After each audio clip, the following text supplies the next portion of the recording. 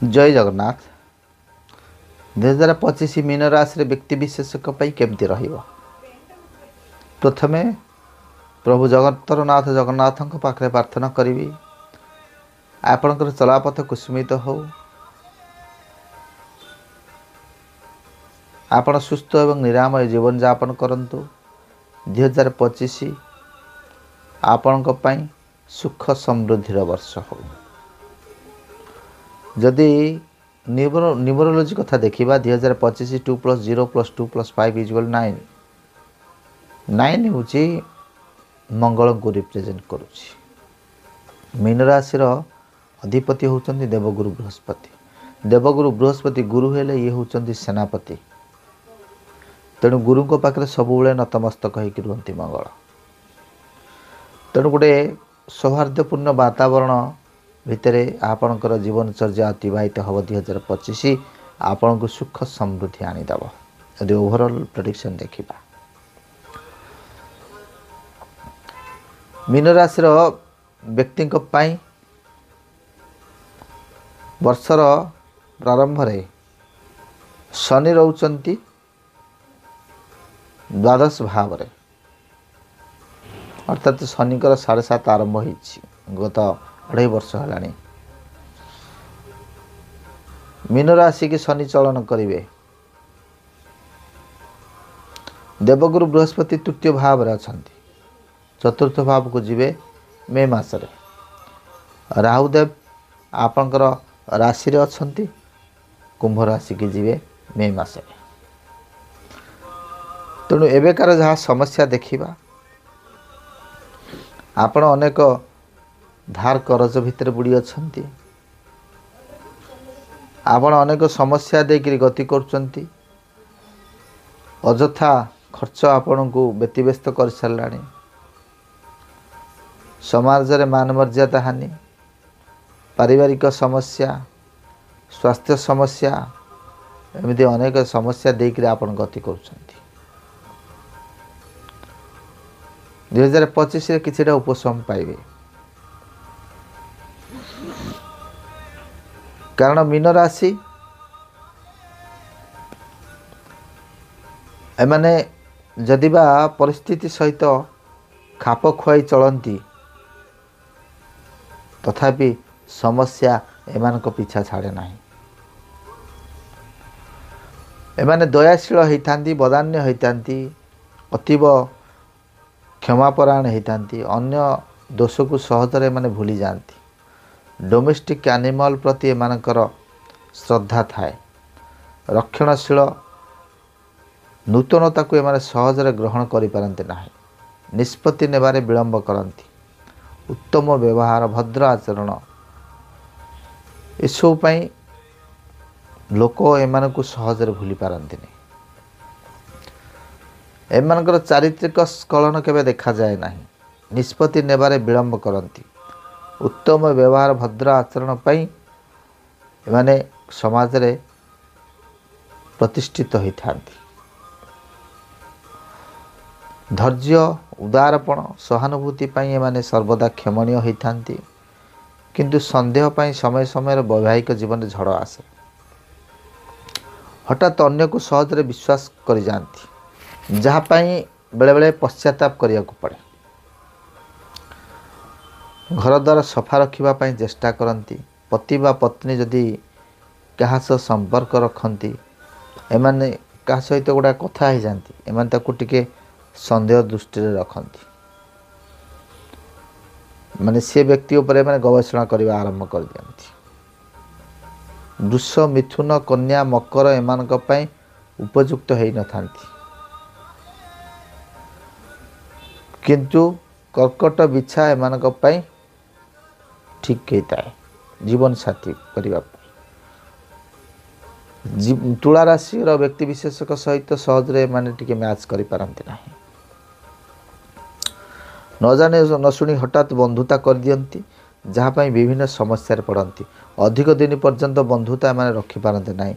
एमाने निज सम्मान को जगी शत्रु ठारू दूरे रहंती। आत्मसम्मान एमानक पई बड़।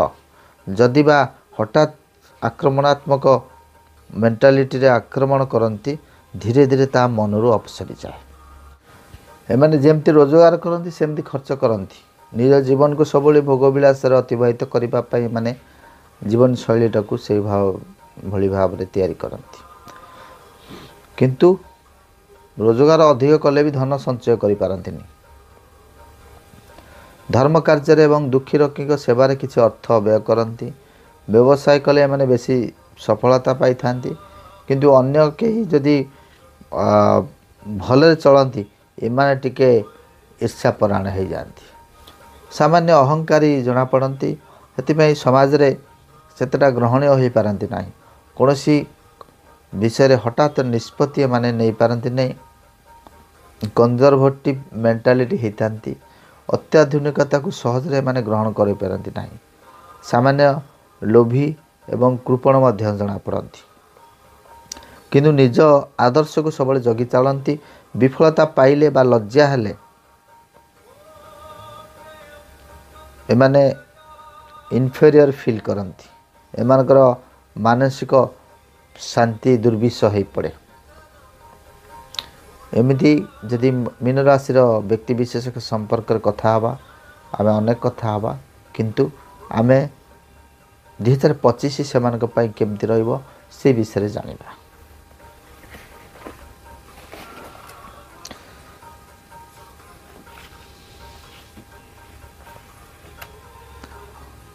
ଯଦି 2025 କଥା ଦେଖିବା ଆଷ୍ଟ୍ରୋଲୋଜି ହିସାବରେ ମୁଁ କହିଛି ବର୍ଷର ପ୍ରାରମ୍ଭରୁ ଦେବଗୁରୁ ବୃହସ୍ପତି ତୃତୀୟ ଭାବରେ, ଶନିଦେବ ଜନ୍ମରାଶିରେ, ରାହୁଦେବ ଦ୍ୱିତୀୟ ଭାବରେ।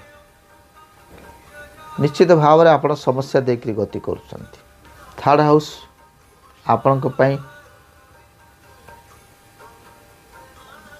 ସେମିତି ଭଲ ରହିବ ନାହିଁ। ଦେବଗୁରୁ ବୃହସ୍ପତିଙ୍କର ସ୍ଥିତି ଯେତେବେଳେ ଦେବଗୁରୁ ବୃହସ୍ପତି ଆପଣଙ୍କର ଫୋର୍ଥ ହାଉସ୍କୁ ଯାଉଛନ୍ତି। ଫୋର୍ଥ ହାଉସ୍ ହେଉଛି ଆପଣଙ୍କର ଭୂମି, ଗାଡ଼ି, ଜମି ଏସବୁ କ୍ରୟ କରିବାର ଭାବ, ମାଙ୍କର ଭାବ, ଶିକ୍ଷାର ଭାବ। ତେଣୁ ଆପଣ ଯଦି ବା ଭୂମି, ଗାଡ଼ି, ଜମି ଏସବୁ କିଣିବାର ସୁଯୋଗ ପାଇବେ, କିନ୍ତୁ ଆପଣ ଯାହା ଖର୍ଚ୍ଚାନ୍ତର ପଡ଼ିବେ। କର୍ମକ୍ଷେତ୍ରରେ ସେମିତି କିଛି ପରିବର୍ତ୍ତନ ହେବାର ସମ୍ଭାବନା ନାହିଁ। ଯଦି ବା ଶନିଙ୍କର ଦୃଷ୍ଟି ରହୁଛି ଦଶମ ଦୃଷ୍ଟି ଏବଂ ଗୁରୁଙ୍କର ମଧ୍ୟ ସପ୍ତମ ଦୃଷ୍ଟି ରହୁଛି ଦଶମ ଭାବକୁ, କିନ୍ତୁ କର୍ମକ୍ଷେତ୍ରରେ ଆପଣଙ୍କର ତଳ କର୍ମଚାରୀ ଆପଣମାନଙ୍କୁ ଅସୁବିଧାରେ ପକାଇ ପାରନ୍ତି, ଆପଣଙ୍କ ବିରୁଦ୍ଧରେ କୁତ୍ସାରଟନା କରିପାରନ୍ତି। ସେଥିପ୍ରତି ଆପଣ ସଜାଗ ରୁହନ୍ତୁ। ଦେବଗୁରୁ ବୃହସ୍ପତିଙ୍କର ଚଳନ ଚତୁର୍ଥ ଭାବକୁ, ଶିକ୍ଷା କ୍ଷେତ୍ରରେ ଛାତ୍ରଛାତ୍ରୀମାନେ ପରିଶ୍ରମ ଅନୁଯାୟୀ ନିଶ୍ଚିତ ଭାବରେ ଫଳ ପାଇବେ। ଯଦି ପାରିବାରିକ କଥା କହିବା, ପରିବାର ହେଉଛି ଆପଣଙ୍କର ଦ୍ୱିତୀୟ ଭାବ। ପରିବାର ପୂର୍ବ ଭଳି ରହିବ, ସେମିତି କିଛି ପରିବର୍ତ୍ତନ ହେବ ନାହିଁ। ଫାଇନାନ୍ସ ମଧ୍ୟ ପୂର୍ବବତ୍ ରହିବ। କିନ୍ତୁ ଆପଣଙ୍କର ଇନକମ୍ ଯେହେତୁ ବୃହସ୍ପତି ଫୋର୍ଥ ହାଉସ୍କୁ ଯାଉଛନ୍ତି ଏବଂ ରାହୁ ଆପଣଙ୍କର ମୀନ ରାଶିରୁ ଜନ୍ମ ରାଶିରୁ କୁମ୍ଭ ରାଶିକି ଯାଉଛନ୍ତି ଦ୍ୱାଦଶ ଭାବକୁ। ଇନକମ୍ ଠାରୁ ଆପଣଙ୍କର ବ୍ୟୟଟା ଅଧିକ ରହିବ। ରାହୁ ଯେତେବେଳେ ଦ୍ୱାଦଶ ଭାବକୁ ଯାଉଛନ୍ତି, ଦ୍ୱାଦଶ ଭାବ ହେଉଛି କୋର୍ଟ କଚେରୀର ଭାବ, ଦ୍ୱାଦଶ ଭାବ ହେଉଛି ହସ୍ପିଟାଲର ଭାବ, ଦ୍ୱାଦଶ ଭାବ ହେଉଛି ବ୍ୟୟର ଭାବ, ଦ୍ୱାଦଶ ଭାବ ହେଉଛି ମୋକ୍ଷ ପ୍ରାପ୍ତିର ଭାବ, ଦ୍ୱାଦଶ ଭାବ ହେଉଛି ଆପଣଙ୍କର ଶଯ୍ୟା ସୁଖର ଭାବ। ଆପଣଙ୍କର ଶଯ୍ୟା ସୁଖକୁ ଡିଷ୍ଟ୍ରୟ କରିବ ରାହୁ। କୋର୍ଟ କଚେରୀରେ ଯଦି କିଛି ମାମଲା ରହିଛି ସେଠାରୁ ଆପଣ ଦୂରେଇ ରୁହନ୍ତୁ। ସୋସିଆଲ ରିଲେସନ୍ ଆପଣଙ୍କର ପୂର୍ବ ଭଳି ରହିବ, ସେମିତି କିଛି ପରିବର୍ତ୍ତନ ହେବ ନାହିଁ। କାରଣ ସୋସିଆଲ ରିଲେସନ୍ ହେଉଛି ଆପଣଙ୍କର 11th ହାଉସ୍। 11th ହାଉସ୍ ଆପଣଙ୍କର ସାମାଜିକ ପ୍ରତିଷ୍ଠାର ଭାବ, 11th हाउस होची बड़ भाई भौणी भाव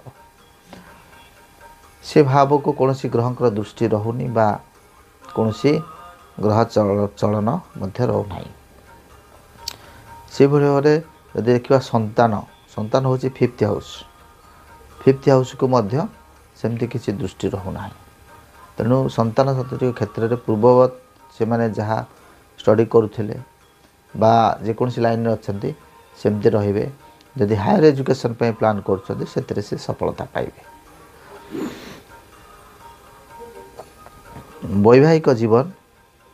वैवाहिक जीवन रे आपणकर शनिकर दृष्टि रहुची 7th हाउस को तेणु वैवाहिक जीवन में सामान्य तिक्तता देखा दे पारे।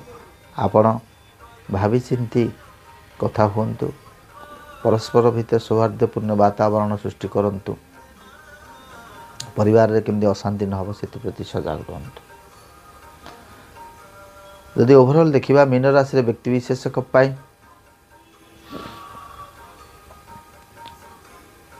जहाँ समस्या रहुची तार प्रतिकार स्वरूप जेकोसी गुरुवार ठारू 40 दिन पर्यंत शुक्ल पक्ष गुरुवार ठारू 40 दिन पर्यंत स्नान परे बरगछ मूले नहीं क्षीर ढालतु से क्षीर भिजा माटी की निज मथारे धारण करंतु देखिए आपणकर जीवनचर्या मंगलमय हव। रहुछि जय जगन्नाथ।